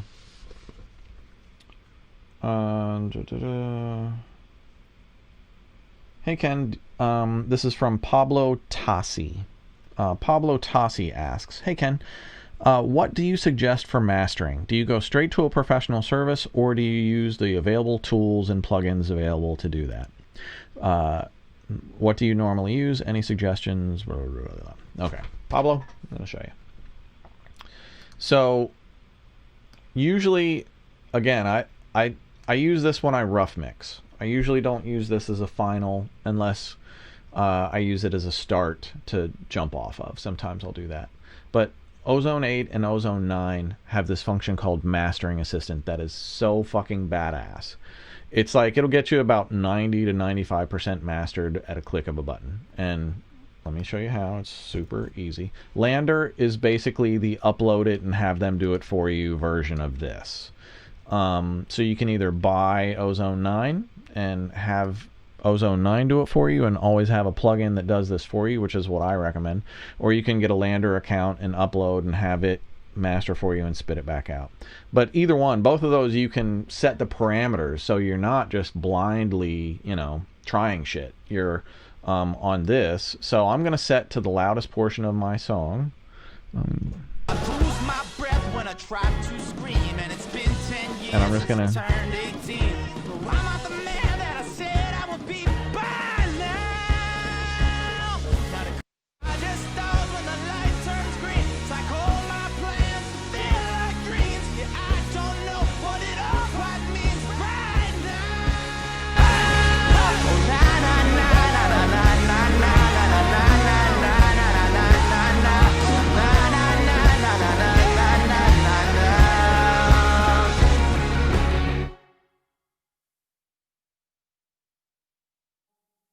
My breath when I tried to scream, and it's been 10 years since I turned 18. Well, I'm not the man that I said I would be by now. Now the car just stalls when the light turns green. It's like all my plans feel like dreams. Yeah, I don't know what it all quite means right now. Oh, na na na na na na na na na na na na na na na.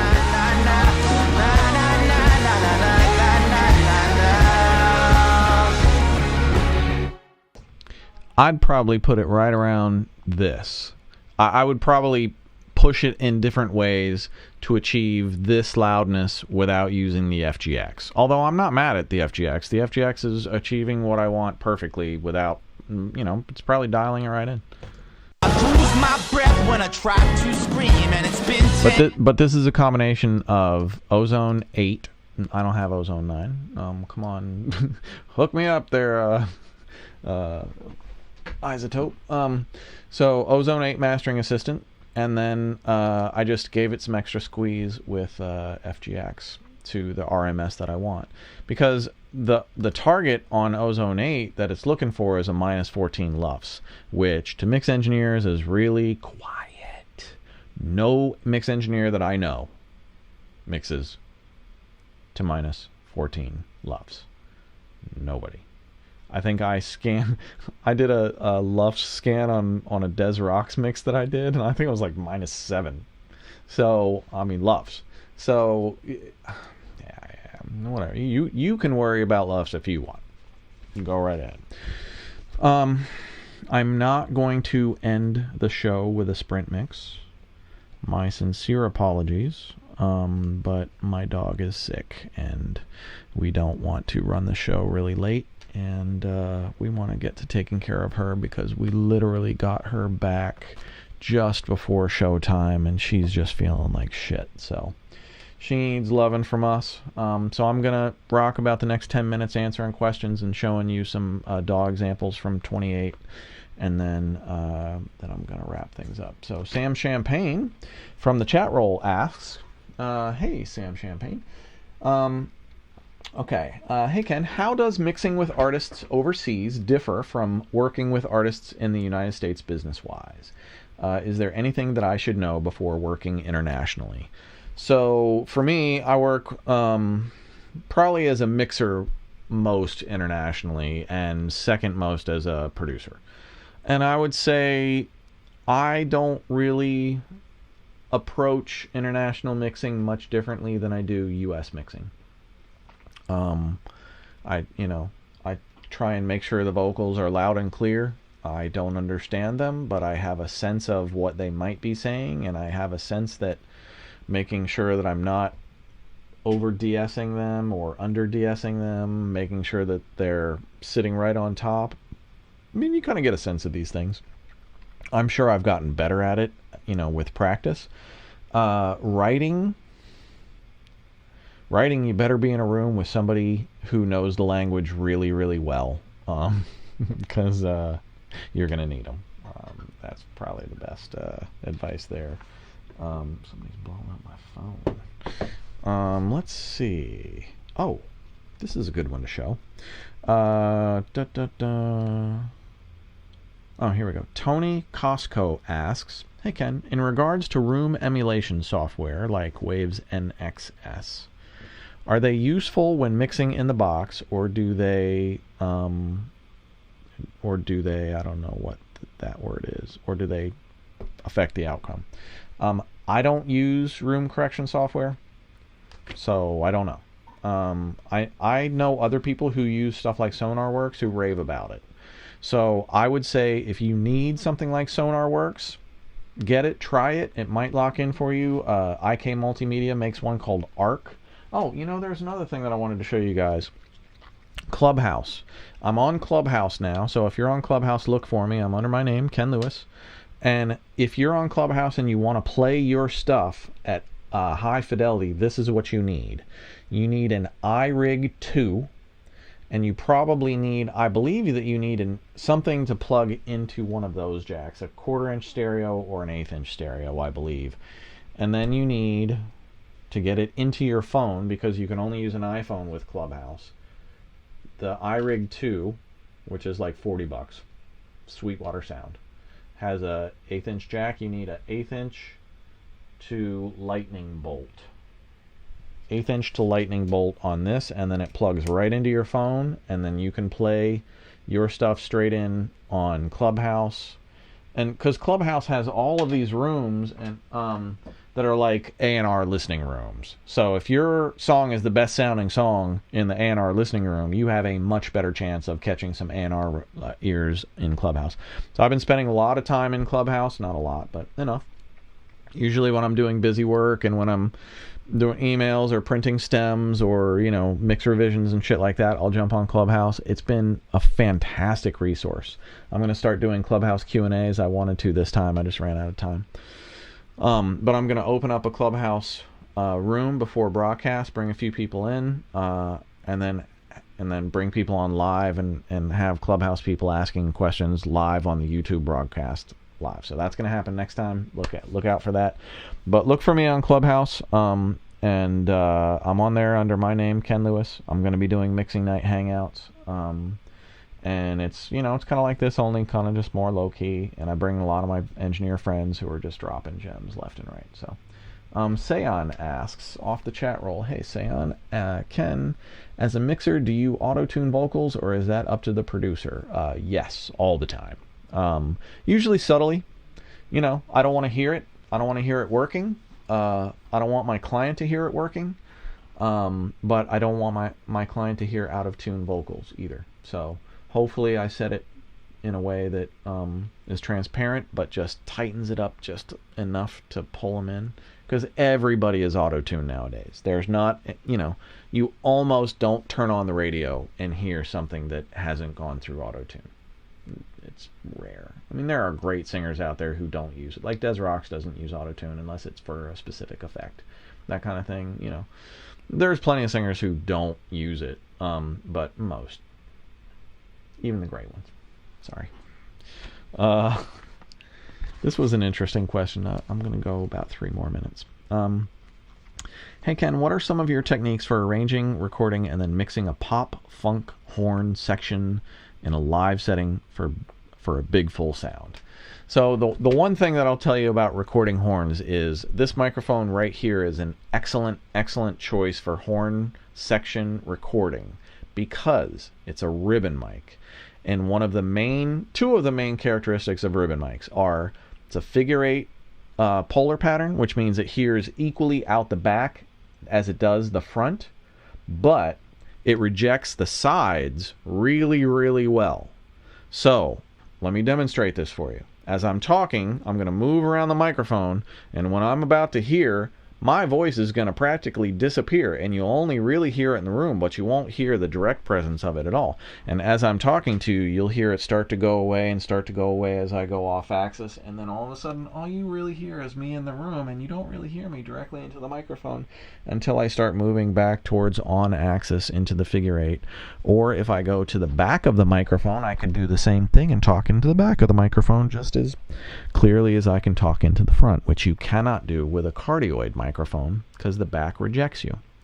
So the reason is, if I'm a horn player and I'm playing here and I have horn players standing to my left and right playing forward, and we all have ribbon mics, those ribbon mics are going to hear what's right in front of you and reject what's beside you.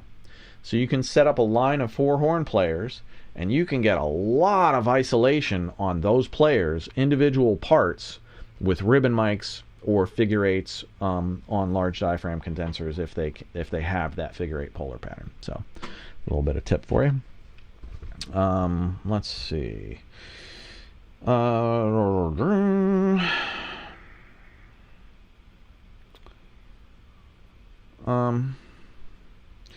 know what? It's about 10 o'clock, so I think I'm going to wrap it up and go take care of my dog. Definitely join me for the January 20th show. We got Jake from Creative Rebel Society is going to be my guest that night. He's going to drop tons of knowledge. Jake was a major music manager in the UK, managed tons of #1 artists. I mean, yeah, it's going to be a great night. January 20th is going to be the income episode. I'm going to try to break down all of the income streams across artists, producers, and engineers, and I'm going to break them down over the course of the night. So tell your friends, show up. It's going to be a great episode. It's going to be a little, I don't know if it's going to be boring. I hope it's not going to be boring, but it's going to be informative as fuck. So hopefully I'll see you there. And this has been Ken Lewis, Mixing Night. Thanks for hanging out tonight, and I will see you in 2 weeks. Take care, everybody.